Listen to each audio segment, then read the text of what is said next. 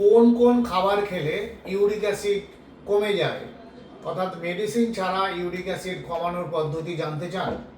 তাহলে আমার এই ভিডিওটি পুরো দেখুন। 1 মিনিট দেখলেই আপনি আপনাকে সলিউশন দেব এবং কিছু খাবার বলবো যে খাবারগুলো খেলে ইউরিক অ্যাসিড নর্মাল হয়ে যাবে। যেমন ধরুন 1 নম্বর, চেরি ফল। চেরি ফল যদি নিয়মিত খাওয়া যায়, চেরি ফলের মধ্যে বিজ্ঞানীরা দেখেছেন, যারা ডায়েটিশিয়ান আছে, প্রচুর পরিমাণে ইউরিক অ্যাসিড ওরা ইউরিনের মাধ্যমে বের করে দেয়। তার মানে চেরি ফল খাওয়া খুব ভালো। 2 নম্বর হচ্ছে শশা।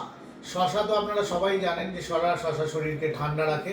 এছাড়াও শশা আমাদের ইউরিক অ্যাসিড বের করতে সাহায্য করে। 3 নম্বর হচ্ছে তরমুজ। তরমুজের মধ্যে প্রায় 90% জল থাকে, যে কারণে শরীরের জলীয় যে কম মাত্রাটাকে ব্যালেন্স রাখে এবং ইউরিক অ্যাসিড কমাতে সাহায্য করে। আর 4 নম্বর হচ্ছে লেবু জল। লেবু জল যদি নিয়মিত খান, এতে অ্যালকালাইন তৈরি করে, এতে ইউরিক অ্যাসিডের পরিমাণ অনেক কমে যায়।